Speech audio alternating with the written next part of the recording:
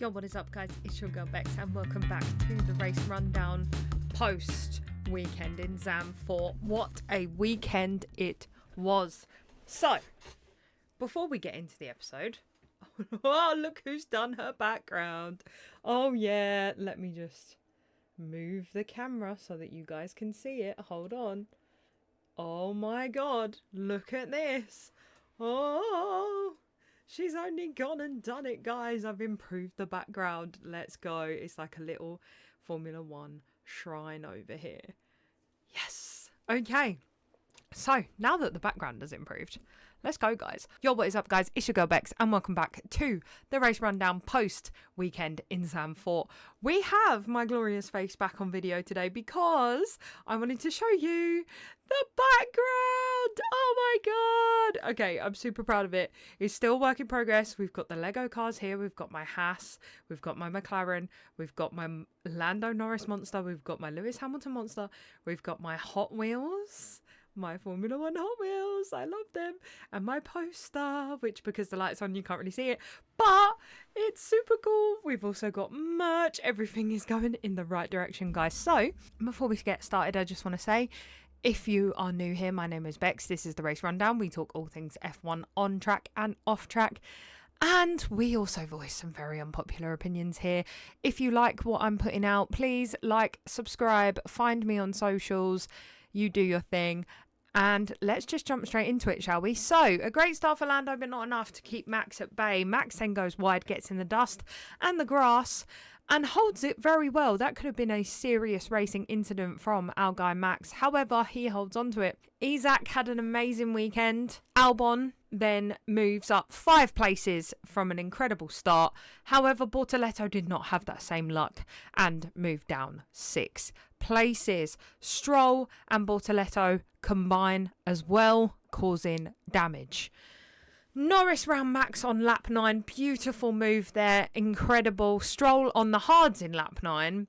Interesting pit strategy from the Aston Martins. Lap 15, Oscar says there's rain. However, this didn't last for very long. With lap 23, poor Lewis. How are all the Ferrari fans doing this weekend? Lap 23, Lewis into the barrier at the exit of turn 3.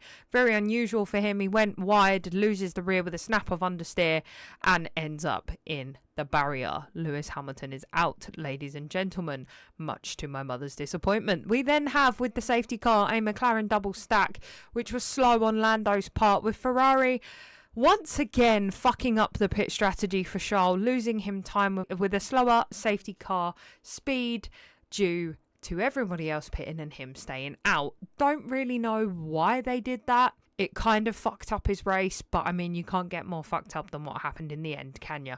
So, lap 26, we're then back to racing. Lawson moves into Sainz, and Sainz gets a 10-second penalty. That I don't really understand, to be honest. I think the FIA were on crack a little bit. But, yeah, Sainz gets a 10-second penalty for that. Russell and Leclerc having a battle on lap 33, absolutely outstanding. With Kimi and George told to swap on lap 41, which surprised me at that point because I thought that George was doing a pretty good job. Clearly, Mercedes thought otherwise. So, Kimi overtakes George. Lap 53, Leclerc pits and Antonelli takes a lunge down the outside off the exit of the pit straight. And he understeers and absolutely takes out Charles Leclerc.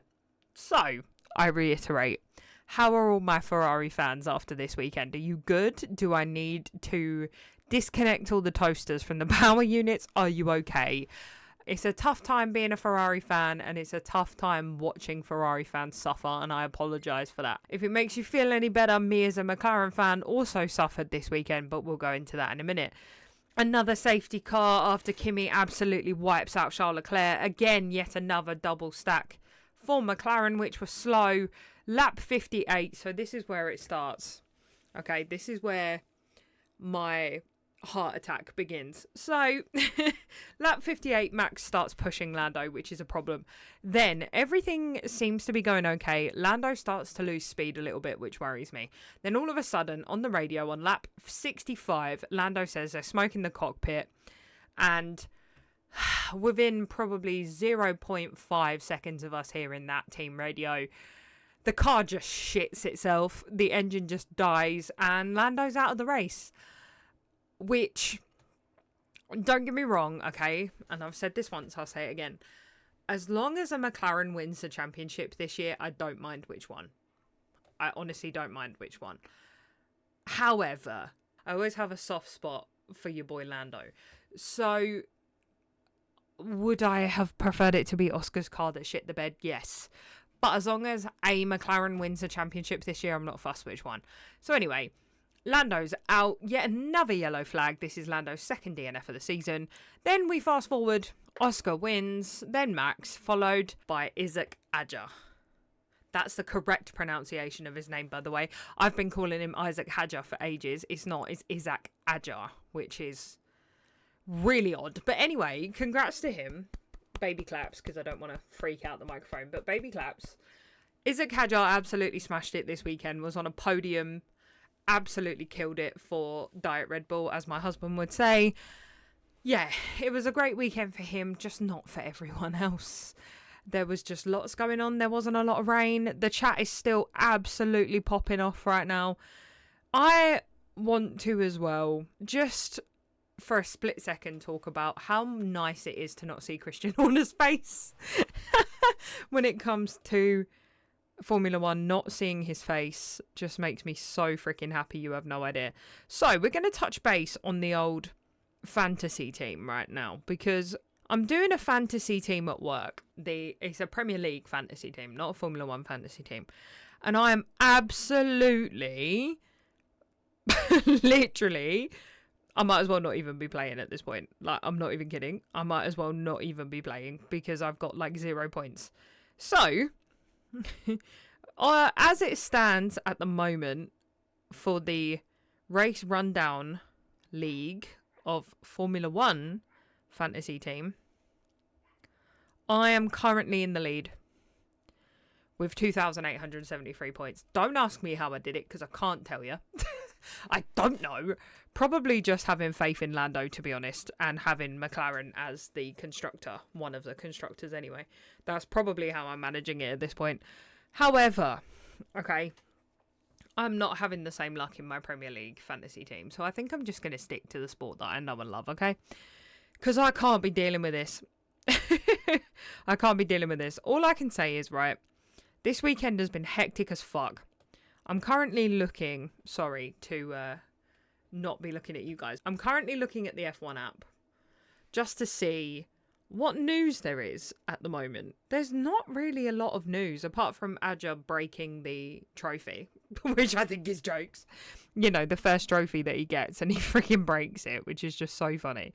So, as it stands at the moment, Oscar Piastri in the driver's stand-ins is at 309.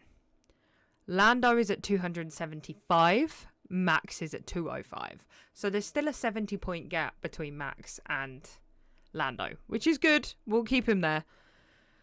Do I think that we can beat Oscar? And by we, I mean Lando.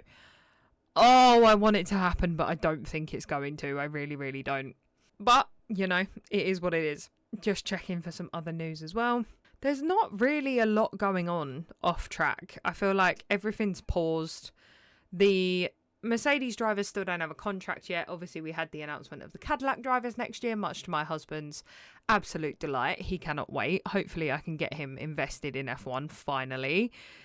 Oh, it's taken a while, but the introduction of Cadillac might just be the thing that does it. Let's go! So, yeah. Not really a lot going on news-wise at the moment. Obviously, we had the shift of the team principals. Bottas has now been signed for Cadillac, so he's just kind of chilling there at the moment as the reserve driver. So, yeah, there's not really a lot of off-track news going on. On the upside, we're in Italy next week. Now, as somebody that's been learning Italian for 5 years, I might be accused of being a tifosi. However, I would be a lot more depressed if I was... Sorry. I was about to say, I would be a lot more depressed if I was. See, there's that dark humour coming out again. No, I could be accused of being a tifosi. I'm not a tifosi. I'm not. I just love the Italian language. So, you never know. You might even get an Italian intro next week. So, until then, I've been your girl Bex. This has been the brand new background. Please ignore this side. Just put my hands up over that. Please ignore that side. This has been, for fuck's sake, this has been the new background. Let's go. Ignore this and ignore the other side. This has been the new background. And I will see you guys in the next one. Peace.